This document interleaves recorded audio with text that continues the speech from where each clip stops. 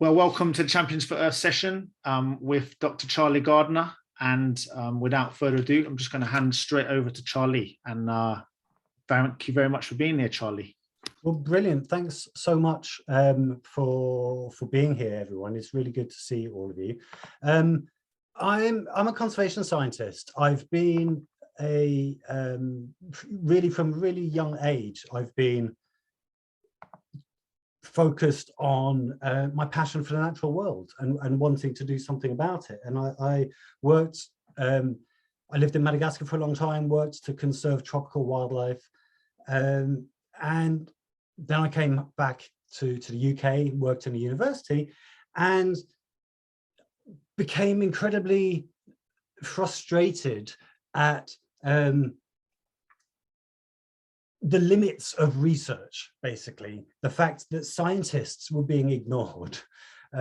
So over the last few years, I've been setting aside my research career and trying to focus on what I think is going to have a much bigger chance of having an impact, and that's speaking out about the problems we have.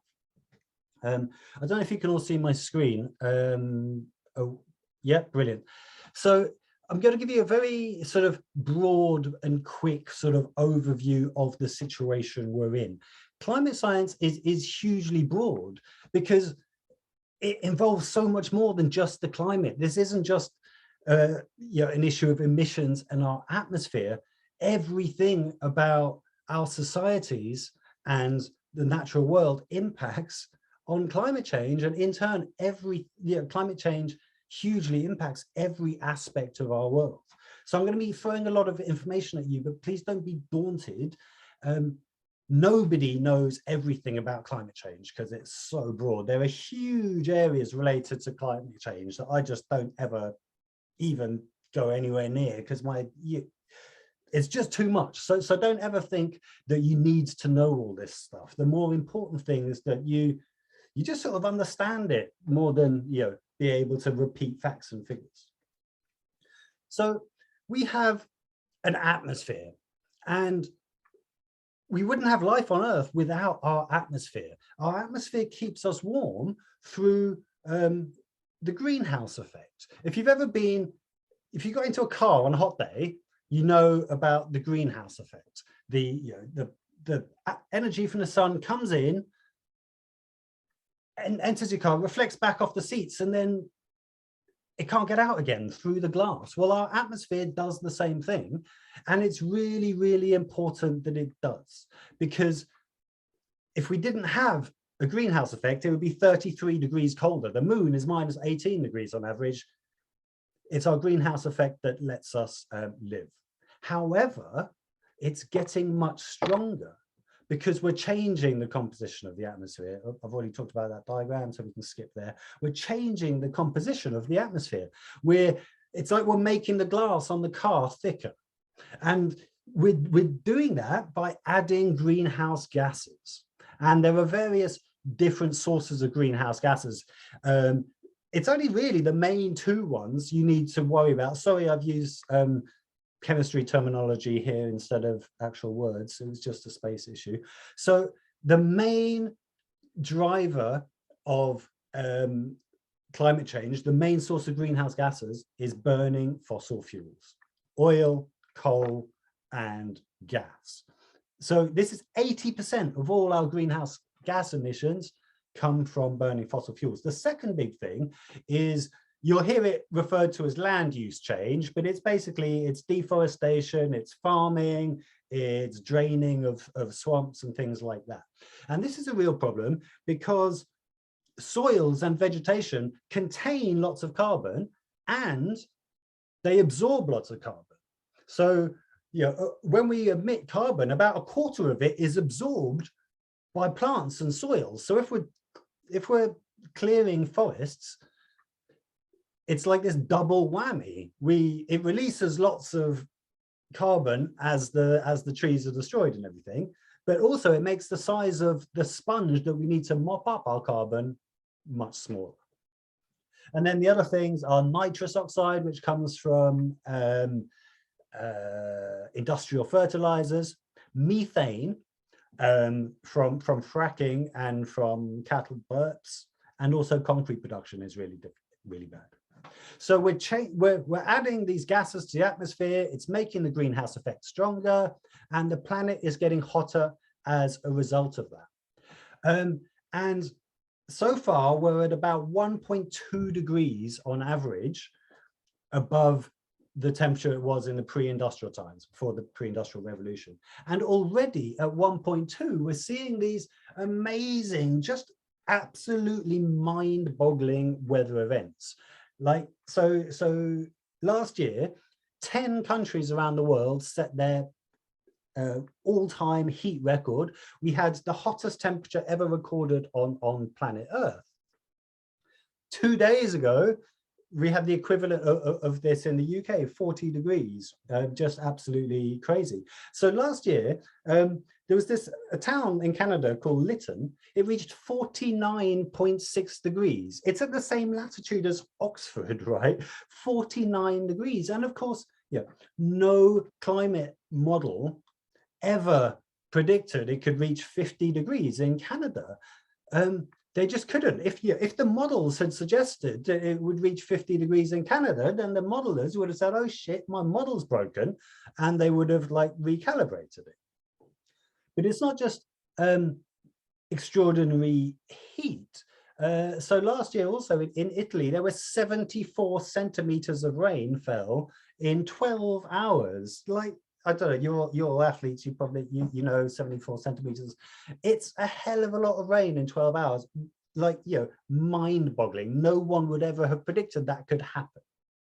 And of course, these extreme weather events, I mean, you all saw on the news yesterday, the big parts of this country burning. We know how damaging they can be. So in 2021, the United States alone was hit by 20 separate climate change related events that each cost at least $1 billion, $1,000 million. And of course, you know, so we've got the data for costs in places like the USA. We don't have the data for how many people are suffering and dying, you know, in the global South, places even more impacted. So the key thing here is that all of this is happening already at 1.2 degrees. Our governments have decided that the safe level is 1.5 degrees, which is ridiculous given the amount of destruction and death going on at 1.2 degrees. However, we are not going to limit global heating to 1.5 degrees. We're not. So there was this, the top scientific journal was called Nature. Last year, they did this survey of lots and lots of climate scientists. And they asked them, given everything you know, not just about the climate, but about political responses, societal responses, and all of that, where do you think we will reach by the end of this century? Over 60% of climate scientists think we'll reach 3 degrees. Like a decent chunk of them think we'll reach 4 degrees. And like, honestly, nobody has a clue what a 3 degree world will look like. You know, we can't even model when it was going to hit 40 degrees in the UK, but modeling the weather is the easy part of it. Modeling how like the natural world will respond to that change is really difficult. Modeling how humanity will respond is absolutely, completely impossible. We don't even know if the next election is going to be won by a more progressive party or a more reactionary party. Like, how are we going to know how countries are going to react to a 3 degree world? We have no clue whatsoever. What we do know is that it's going to be a lot more than just about the weather. So Mary Robinson has called climate change the biggest human rights issue of the 21st century. It's the biggest threat wildlife will face this century. It's been called the biggest global health threat of the 21st century. It's the greatest security threat of the 21st century. It's the single greatest threat to sustainable development. it changes everything. Nothing will be the same.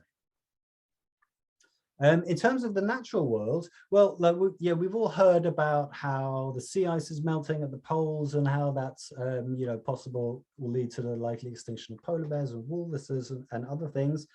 But it's not just those sorts of ecosystems. So coral reefs will not exist anymore within a few decades from now, if we don't stop emitting immediately. And sorry, that's something to bear in mind. Every time I talk about something that will happen in the future, none of it is a foregone conclusion. All of these things are things that will happen if we don't immediately stop our emissions. But of course, if we do stop our emissions, then we can avoid these things. But anyway, yeah, coral reefs can't survive at hot water temperatures. They're going to disappear. This obviously is a lot more issue. It's a lot bigger than just not having nice places to snorkel anymore. 500 million people live on tropical coastlines and depend on fish as their primary source of dietary protein. 500 million people. And then also there's forests. So you know, just this completely new phenomenon over the last couple of decades is forests all over the world are just burning. Like, yeah, obviously in many countries forest fires have always been a thing, but never but to this extent, and in some places that we've just never seen before. You know, like the impacts of wildfires are fresh in all our memories, but this is a real problem. Yeah, there might be no tropical forests by the end of the century if we don't address climate change. It's not just like the natural world that will be impacted. Obviously, humanity will be impacted as well, and I'm about to show you literally the scariest map you will ever see in your life. So human beings cannot exist in places where the mean annual temperature, the average annual temperature, is over 29 degrees. Currently, places with a mean annual temperature above 29 degrees are just these areas in black here, a few places in the Sahara Desert, the Horn of Africa, and just the coast of the Arabian Peninsula. By 2070, in 48 years' time, if we carry on under a high emission scenario, places that are uninhabitable to human beings will have expanded to cover most of the tropics, basically, places that are currently home to 3 billion people. What this map shows is just where people physically cannot live. It doesn't say anything about food production. That's another map entirely showing the places we're not going to be able to grow food anymore. Obviously, this map also doesn't show sea level rise. We know that many of the world's great cities are coastal, and the government's chief scientist, David King, he was on the radio a couple of days ago talking about how London is going to have to be relocated because it won't be defendable. So what we're talking about, unless we get a handle on this now, is that like the whole of human activity on this planet has to be completely reorganized. That's the context when people say, oh, it'll be too expensive to decarbonize, or oh, it sounds like a lot of hassle to decarbonize. Not as much hassle as finding new homes for half of the world's population. So this is the big concern. The other big concern is the collapse of human society. Just that, it's all going to get so big and complex that it collapses because we can't deal with it anymore. This is Professor Will Steffen, who's an Earth system scientist at Australian National University, and he says, he's talking about our growth-based economy, right? And he says it is becoming abundantly clear that one, this system is incompatible with a well-functioning Earth system at the planetary level. Two, this system is eroding human and societal well-being, even in the wealthiest countries. And three, collapse is the most likely outcome of the present trajectory of the current system. And like this last bit is worth repeating. He doesn't say the collapse of civilization is a potential outcome. He says collapse is the most likely outcome of our current trajectory. So all we've got to do is just carry on, basically, and civilization will be likely to collapse as a result of climate change. The most likely mechanism for that is food shortage. So like a huge proportion of the world's food comes from just 9 places called breadbaskets. One of them is Ukraine.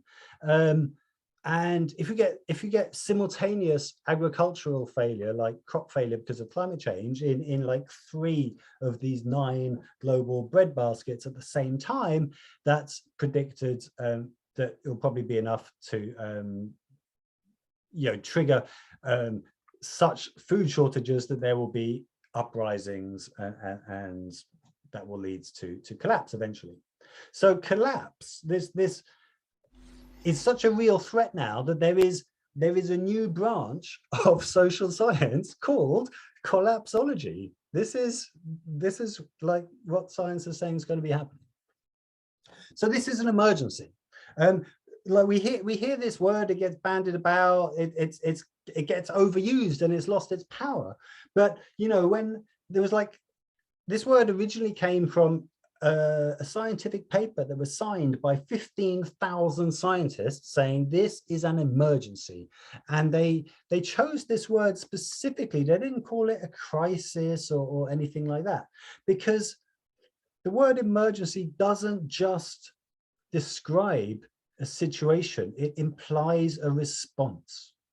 In an emergency, we take urgent action. We drop what we're doing, in fact, and we take emergency action.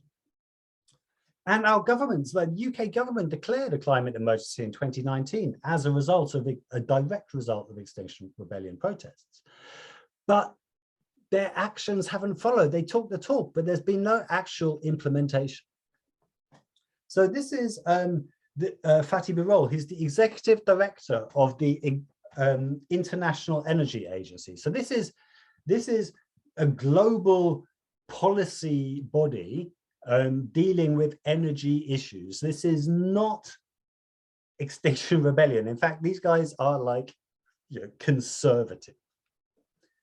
And in 2021, he said, if governments are serious about the climate crisis, there can be no new investments in oil and gas and coal from last year.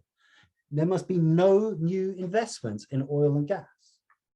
And yet, since COP26 in Glasgow last year, this is how governments of the world have been reacting. Within 3 days or 4 days of COP26, so Joe Biden was at COP26 saying, we will not, abandon our young people and all this.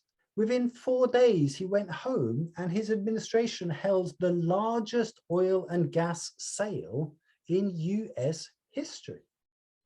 The UK prides itself on being a leader, a global leader on climate action. Since last year, the UK has announced a £27 billion road building program, expansions to multiple airports. They've opened, given a green light to a new coal mine in Cumbria, and the expansion of another coal mine in Wales. And they're talking about reopening fracking, which is the most dangerous and polluting way to produce fossil fuels that there is. And they're opening up new oil and gas fields in the North Sea. In March of this year, the government launched this new energy security strategy, and it was all about new oil and gas in the North Sea. It was so bad that 9 scientists glued themselves to the Department of Business, Energy and Industrial Strategy in protest of this. Everybody knows the one thing that we need to do is stop burning fossil fuels. Remember, 82% of this problem is caused by fossil fuels. That's the one thing we've got to do. Our governments know that that's the one thing that they have to do. And they have chosen to do the opposite thing, to go in precisely the wrong direction. Scandal just doesn't even begin to cover this. It's difficult to find the words for it, but they have knowingly chosen the path that will see 3 billion people with nowhere to live. They have knowingly chosen genocide. This is Antonio Guterres. He's the Secretary General of the United Nations. He's the most senior diplomat in the world. He said, climate activists are sometimes depicted as dangerous radicals, but the truly dangerous radicals are the countries that are increasing the production of fossil fuels. He's referring to the UK government. So this is what our government is doing. What about at the global level? So governments have been meeting together for 26 years. They met for the 26th time in Glasgow this year. On the left here, so the colors on this graph are they're the warming stripes, and the color shows the how different it was from the average. So each bar is a year. Blue years were colder than the average.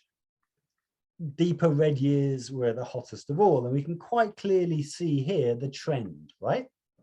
The slope of this graph going upwards like that is the concentration of greenhouse gases in the atmosphere, and we've marked various key moments in climate science and international climate negotiations. 1992 was the year that the governments of the world agreed to start addressing this problem. I was 13 years old, right? Since then, the total amount of emissions that we've ever emitted has more than doubled. In other words, we have emitted more since we agreed to stop than we ever did in ignorance beforehand. So this, and any ideas we might have that our governments have somehow got this under control and they are coming to sort out this problem, that's not going to happen. And we need to, so why, if governments have been meeting for 26 years to sort this out, why haven't they done it? Well, COP26 in Glasgow was very revealing. So at the end of every conference, right, they publish a text. This is what we all agreed this year. Last year in the agreed text for COP26, it mentioned coal, and it was the first time any fossil fuel had ever been mentioned in a conference text. Oil and gas still have never been mentioned. This is like, fossil fuels are responsible for 82% of the emissions. This is like meeting for 25 years to discuss a global response to the pandemic without mentioning viruses. It's absolutely nonsensical. So why does it happen? Well, at COP26, the largest delegation belongs to the fossil fuel industry.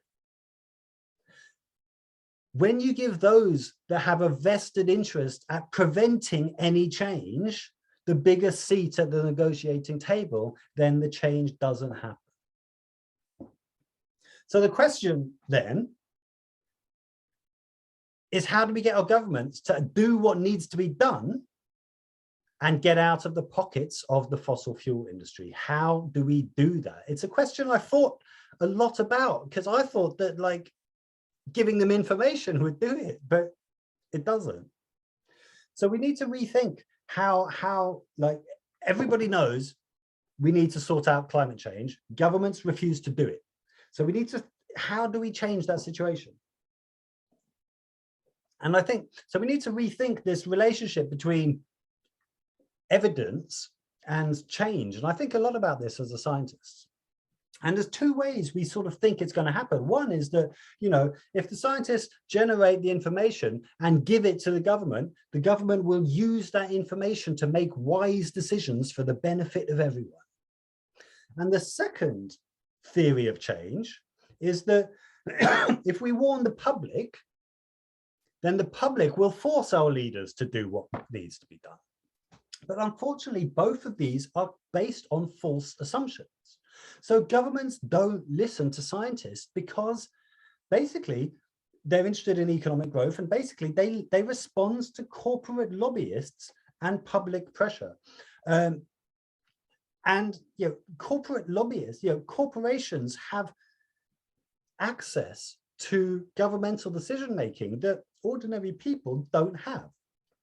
You know, to give an example of the scale of that, you know, in 2020, oil and gas companies spent $136 million in, you know, donations to politicians in the USA.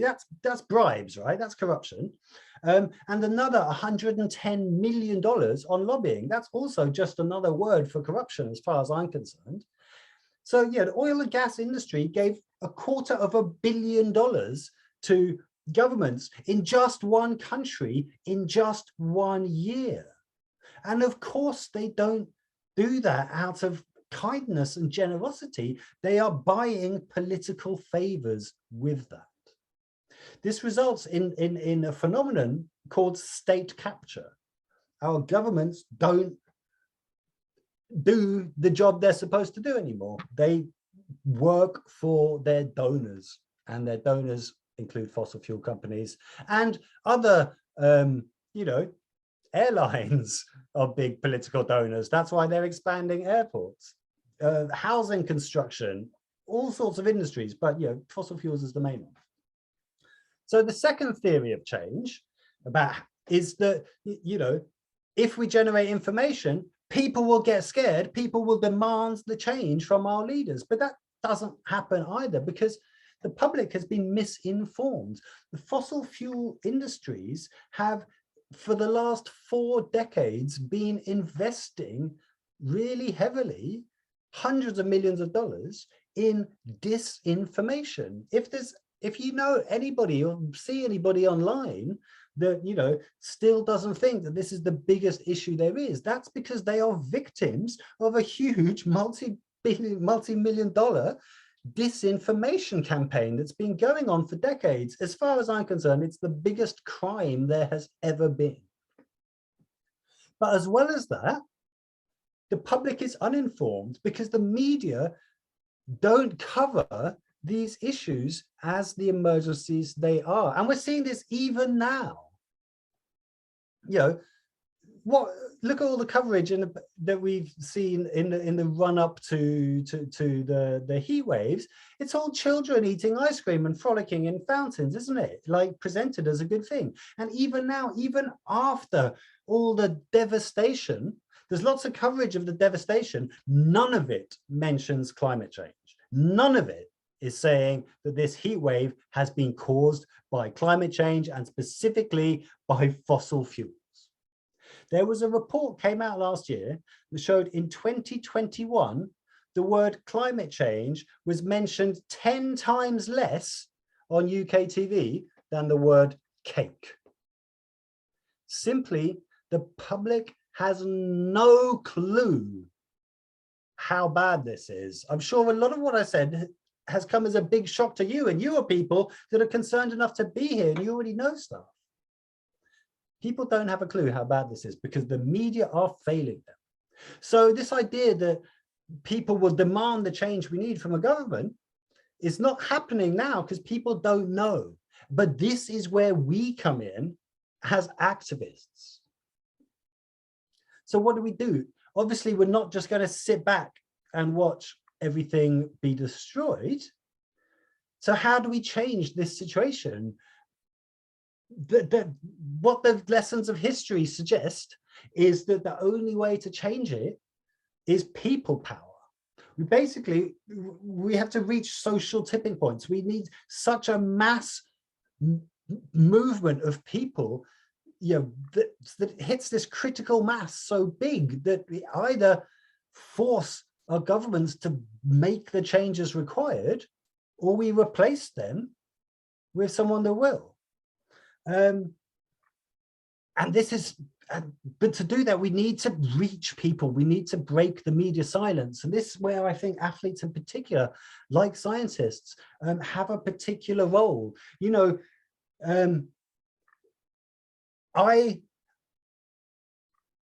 yeah, I've been an activist for a long time, but I always just did it just as me, just as like an ordinary citizen. And then I started realizing that when I took action as a scientist, I had more power because people respect scientists. People are more likely to willing to listen to me as a scientist than as an ordinary citizen. And this is really important. So psychologists talk about this thing called the messenger effect, which is basically this idea that who the messenger is and the respect we have for the messenger is a big determinant in how we take the message. It's as important as the message, in fact. And this is really important because athletes are trusted and respected by society. Laura said there's research showing you that you're the most respected people in society. And for a long time, governments and the media have laughed off the warnings of environmentalists. We've ridiculed environmentalists and we've ridiculed people that have raised these concerns. They've deliberately tried to turn this into a fringe thing and tried to make people not think that it concerns them. As activists, as Extinction Rebellion activists, we often get, people say, "Oh, get a job.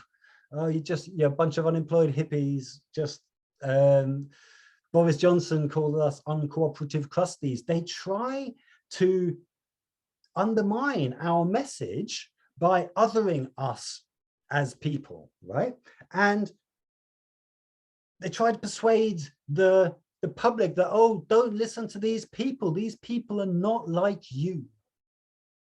And that's why people with a public profile, people with who are respected by others, no matter how big or small that profile is, but people that have a reach, people that have a shadow that other people could come under, are hugely, hugely important in this movement. Because when we speak out in whatever form, whether it's just within our social circles, whether it's within our clubs or our businesses where we work, whether it's publicly on social media or on TV, wherever, when people with a profile speak out, they do so with great power.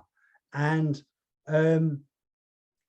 we all, it's an emergency. We all have a responsibility to do what we can. And so, yeah, I'm sorry, I've gone on for a long time, but this is why I was so excited when Laura asked me if I'd come and speak to you, because I really do think I have so much faith in the power of sport to be really powerful in this emergency. And if there's anything I can do to help you with that, then yeah, wonderful. Thank you.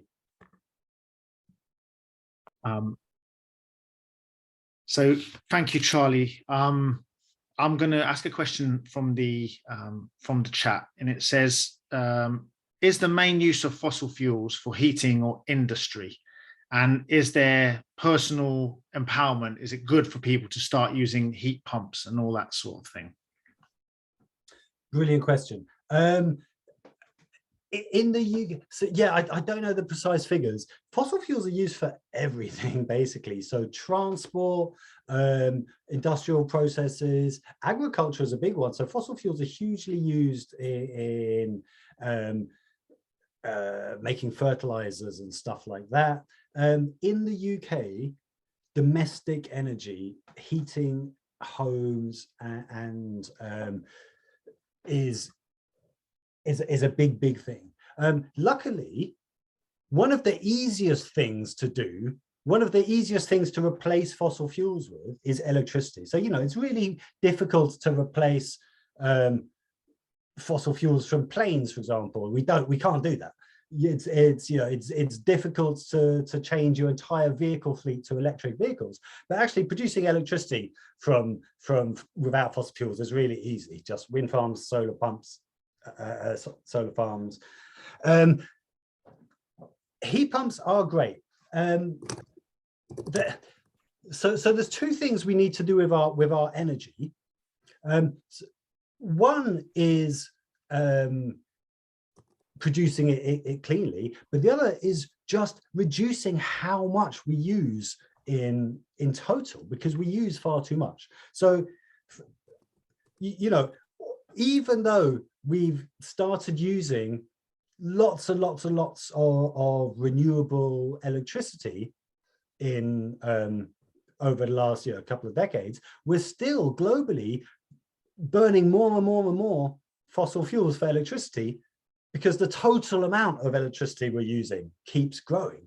So we need to reduce that. You talked about heat pumps. Well, home insulation is a huge thing, because that reduces how much energy you need in the first place. Heat pumps are great. They're difficult because they cost a lot up front, and that's why we need government support for these things. We can't leave it down to individuals. So the second part of your question was about the role. You touched on the role of individuals. How much is there to be gained by individuals doing these things? I think we need to do two things simultaneously. Individuals need to reduce their carbon footprints, and certainly for really, really high carbon individuals, people that fly a lot and things, there's big power in symbolically and publicly doing less. But the power of the individual is really, really limited, because we live in a really complex society and we're dependent on the rest of things. I can put all my recycling in the recycling bin, but I have no power of what happens to it afterwards. I don't know if it gets recycled or if it gets, exported to Bali and dumped on a beach, because the government's in charge of that. Also, I really, really want to eat less meat, and I do eat a lot less meat, but every time I turn on the TV, I'm bombarded with burger adverts. Every time I walk into a supermarket, I'm bombarded with all this artificially cheap meat. So, whilst people are encouraging me to eat less meat, the rest of the world we live in is encouraging me to eat more meat. So what I'm getting at is, I think it's unfair to just expect everyone to make individual change without changing the system around them. And the other thing is, it's just never going to be enough individuals making individual changes, because I don't know, a lot of people aren't able to for financial reasons. A lot of people don't care, simply. So my feeling is that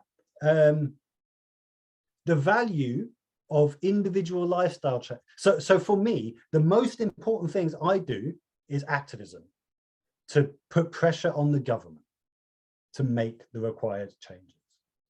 And I feel my own lifestyle changes are less important than that. However, the more I become a high profile individual, the more my livelihood changes matter, because I'm demonstrating leadership if I'm in the public eye.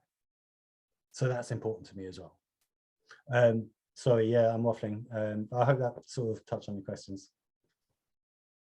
No worries, Charlie. Thank you. Another question was, and just to let you know, we've probably got about 12 minutes. People might want to stay a little bit longer because there's lots of good questions coming in. So just see how you go with these questions. If you can, no, yeah, we've got about 12 minutes left. I'm happy to stay as long as you like. Okay, we'll see how we go in. Thank you. That's really kind. Someone was asking, what do you think about nuclear energy as a transition solution? So nuclear is good in that it is zero carbon. There's two big issues with it. One, it's phenomenally expensive. Nuclear energy has never been financially viable. It's only ever survived thanks to government subsidies. So it's hugely expensive. And yeah, renewables are cheap. Renewables are 4 times cheaper than fossil fuel-based energy in the UK now. The only reason fossil fuels exist is because they're subsidized by the government.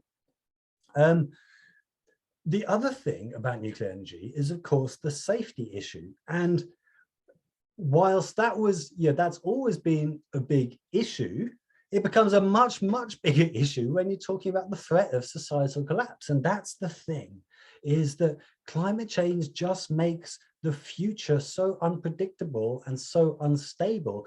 Nuclear power requires stability because you've got to, you've got to look after it, and you've got to be able to deal with the wastes or really, really bad things happen. And so that's my concern, is that we invest in nuclear power now and then everything goes to shit. And then what happens to all those nuclear facilities? The other and just absolutely nonsensical thing, which I just cannot understand, all our nuclear stations are on the coastline. So Sizewell Sea in the coast of Suffolk got given the green light 2 days ago, right? Have these people not heard of sea level rise? I mean, why would you build your nuclear power stations on a coast? The sea level is going to rise by at least a meter, possibly 2 meters by the end of this century. It's a recipe for disaster. I would stay well clear of nuclear. Thank you, Charlie. Another question, this sounds like a really interesting one. How long does the Winter Olympics have before it will become before usual winters will just not really work? I'm paraphrasing there and just apologizing. The last one was all artificial snow, wasn't it? Was it in China last year? Yes, it was in Beijing. Yes, I don't know. I saw there was some footage of a summer ski resort in the Alps somewhere going on Twitter today, and people were just like skiing through this wet blue sludge. It was crazy. So I don't know. I don't know where the infrastructure and the facilities are. I mean, you can delay it by a few decades, maybe, by building new infrastructure further north, closer and closer to the poles. I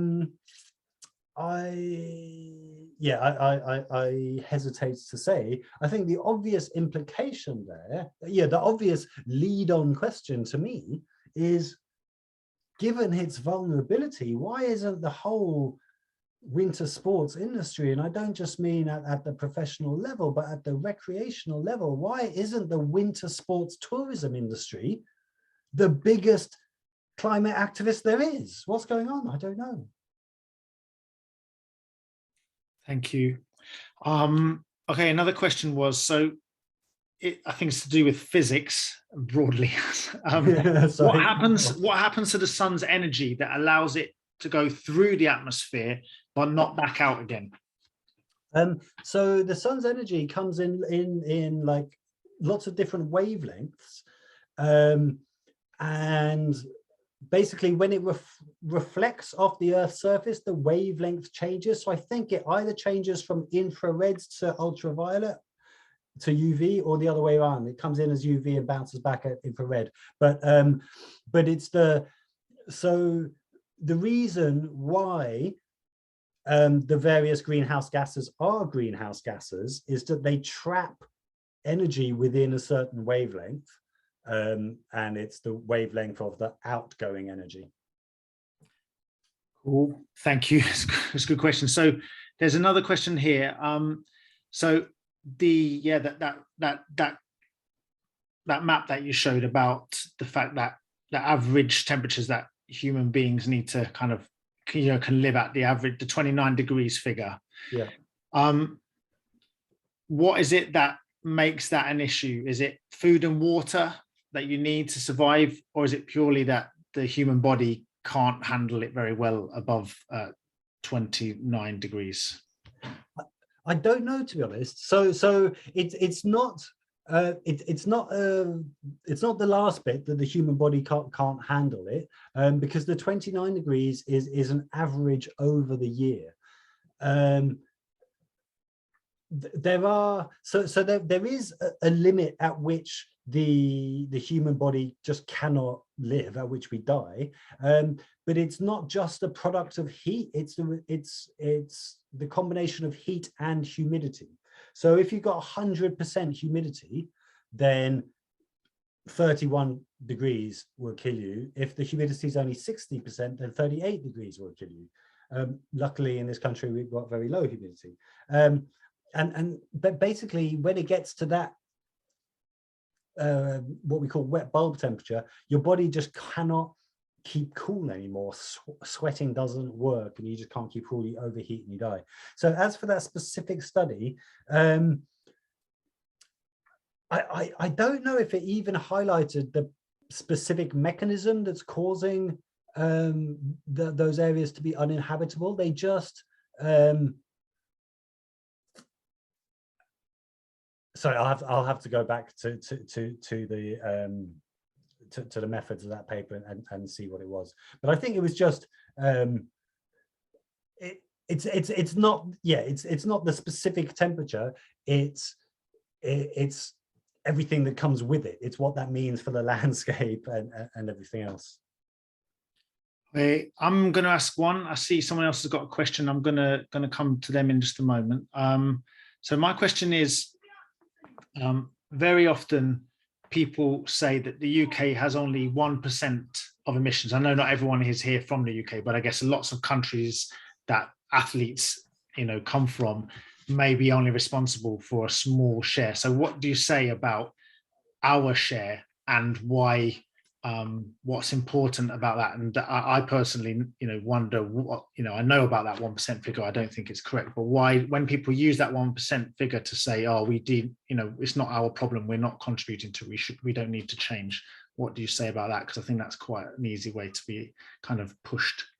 Yeah, we hear that a lot, but it really, when we think about it a bit more, it's really an extraordinary thing to say. We're talking about our survival. And we're only going to survive if everyone does it. So being like, oh, I'm not going to do it if you won't, it's just ridiculous, to be honest. Absolutely. But for one, someone's got to show leadership here, right? And showing leadership is a good thing. The UK, we have a particular responsibility because of our historical contribution. It started here, and we might only be 1% now, but if we look at our total emissions since the Industrial Revolution, it's like, I think we're at like 20% or something like that. I can't quite remember. But my main argument against that doesn't even involve climate change at all. The world is changing. Technology evolves. We went from candles to light bulbs, and we went from horses to motor cars, right? We're moving from fossil fuels to cleaner, better, cheaper technologies. You don't want to be the delivery company that said, no, I'm not going to bother with those cars. I'm going to stick with horses. Thank you very much. That's a ridiculous thing. And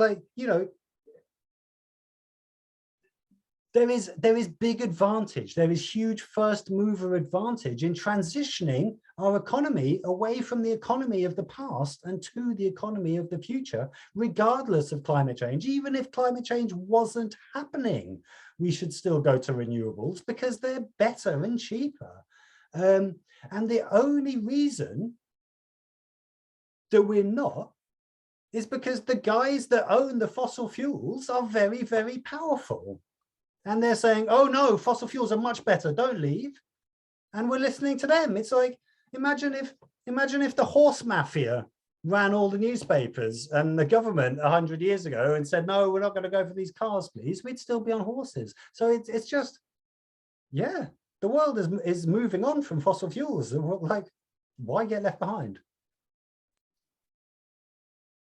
So the question was, again, paraphrasing, what is the best route for athletes and perhaps influencers more broadly to take? Is it to try to increase their reach with a more, perhaps a more palatable message, or a message that's more easily accepted, or perhaps more gentler methods?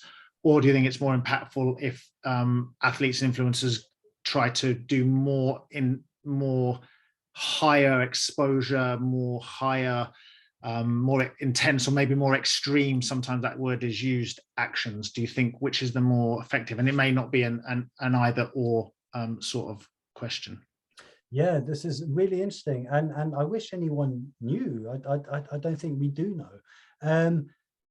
Obviously, if one has any sort of existing platform already, then using it is hugely powerful. And of course, the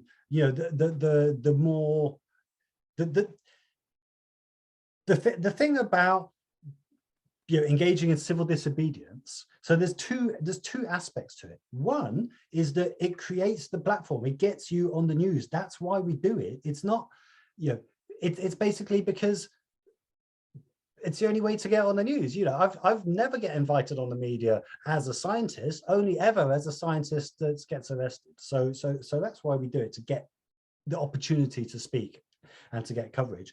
And the second thing is that it involves sacrifice, and that gets people thinking, and it generates sympathy. And people like, why would someone be willing to get arrested if this wasn't, really freaking serious? So that's where the power of it lies. Obviously, for those that are in a position where they feel able to do that, it's a hugely powerful thing, and it feels good, to be honest. You feel good about yourself, and I think it doesn't, to be cynical, it doesn't hurt your profile certainly either. Obviously, not everyone is able to do that. You mentioned social media profiles.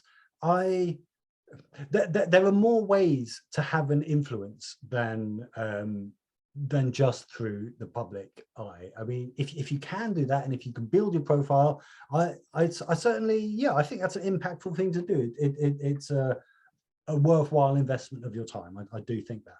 But you can also influence people the other way. If you're still involved in a sports club, you can change the way they operate, and you can educate people within that. If you work in a business, you can help change that. So it's important that we think about where our influence lies, and maybe for some of us, our influence doesn't lie in the public sphere, but is more directly to do with what we're doing. But yeah, I think Laura and Etienne have probably got a lot of insight on this question too. Thank you, Charlie. Well, I'll come to Laura, and then I'll go to myself, and then we'll probably squeeze a few more questions and see how we're doing.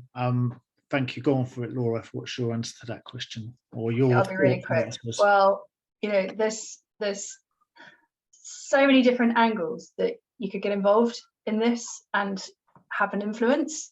And simply, don't underestimate the influence that you have just by making the personal changes yourself and letting everybody know that you're making those personal changes.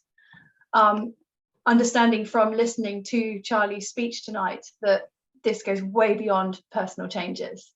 But what personal changes do is motivate people to start making changes, to realize that changes need to happen, and they're more open to the bigger changes that we're all going to need to make. So we sort of need this top down, bottom up, side to side, just getting everybody ready to galvanize, to move, to make an effort. anything that you feel empowered to say and to speak about. You don't need to take the direct action yourself, but Gary Lineker and Lewis Hamilton, Sebastian Vettel, they've been tweeting in support of people who have been taking direct action. And it's hilarious because we actually said we weren't going to talk about direct action this talk. That wasn't the idea of this talk. The idea of this evening was to educate you on the climate science and why you need to feel educated and empowered to take some sort of action to help in this arena. Etienne, hand over. Yeah, I'll be quick. I think you can do both. I think I myself know that the kind of arrest card in inverted commas is something that I can only play once in a while, because otherwise it becomes old news. But that doesn't stop me working behind the scenes on all sorts of things, you know, Champions for Earth, but other things as well, trying to help organize. I dedicate almost all my time to this now, you know, this being trying to safeguard our future. I think that it's quite hard to expand your reach. I know the things that have given me the biggest Twitter following were winning the Olympics and then climbing on top of an oil tanker. I'm not saying that facetiously, but those things have increased my Twitter following. But I would say, yeah, doing whatever you can with a really clear and urgent, you know, focus on what we're doing. It's that goal. And every person, just like as athletes, we've got different methods of achieving that goal. Just be really truthful to that goal and keep searching for that answer. And who knows where that will take you. Everyone will go in different directions, but I'm really clear about what I think is a really effective method, but there are other effective methods that I also use as well. So, and yeah, Gary Lineker, I think someone in the chat asked, you know, what do people think about Gary Lineker? And Charlie's replied, Gary Lineker has become one of my biggest heroes. I think he's having an incredible impact. So a person like that has huge impact when they speak. So I'm going to go to another question. This is actually a really interesting question. And it says, what do you say to people who say technological advancements can save us, such as increasing our albedo, which means it's not libido. I don't know if you want to do that at this point. Albedo means reflecting the sun back into the sky, into space, I think. So it says, yeah, what do you think about technological advancements such as increasing our albedo by releasing reflective particles into the atmosphere, carbon capture, or even satellite sunshade technologies? I've heard many people casually mention things like this for a reason for not acting, like, you know, technology is going to save us. What's your take on technology? Well, you've absolutely hit on the key issue at the end there.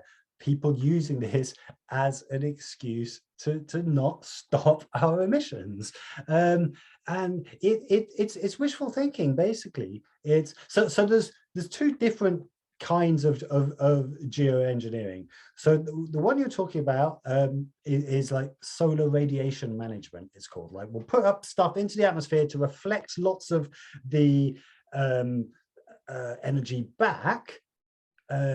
And that will buy us some time to sort out the problem.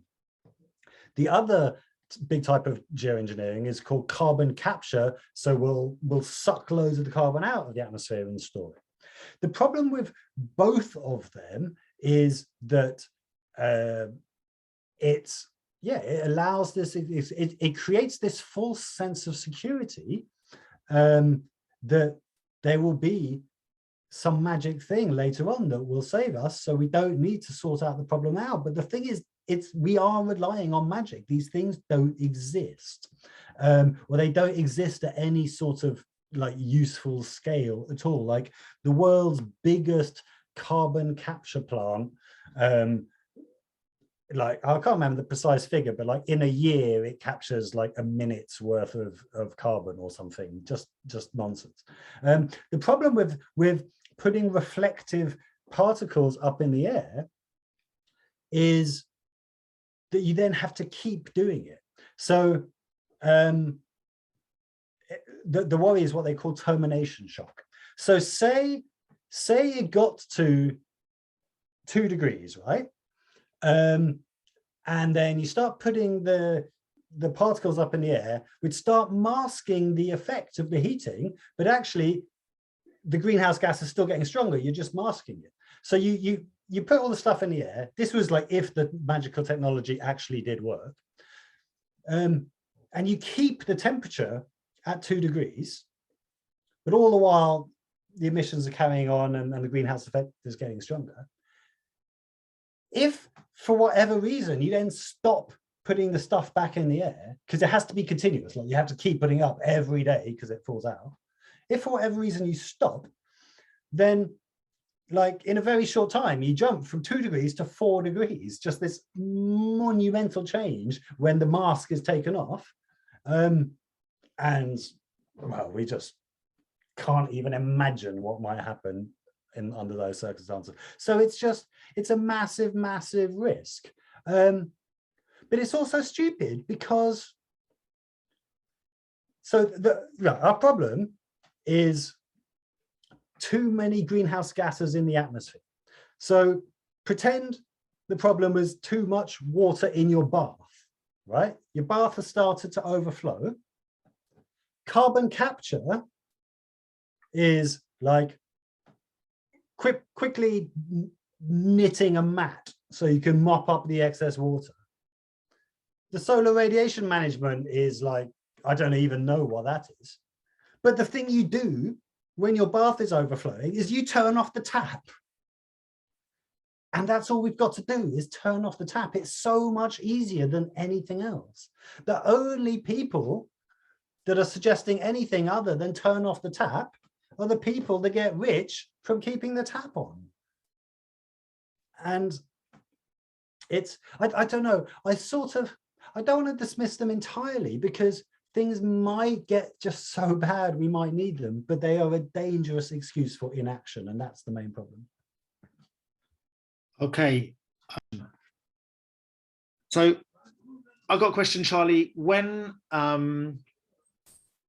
you get people saying this isn't really about humans, this, there's been natural temperature fluctuations all through the year, this is called like, denialism now, but it's still, because of what you mentioned earlier, how there's been this consistent campaign to make people, to give this disinformation. It's still massively popular out there when people say, oh, this is just, natural warming cycles. Have you got a short answer that you give to people when they come out with that? Because I know it's quite complicated to actually, rebut it point by point, but how do you sort of just say, right, let's move on to someone who's actually got a question that's not a denial? So, yeah, the temperature has changed over time, right? Over a really, really long period of time, but we can't influence that. What we can influence the changes that we're doing into it now. It's like saying, it's like if your house, if you've got the heating on in summer in your house, it's like saying, well, oh, it's summer, isn't it? Of course it's hot. Well, yeah, it is summer, but you've also got the heating on, so it's turn the heating on. So partially that's my main answer. The second issue is, yes, it's changed in the past.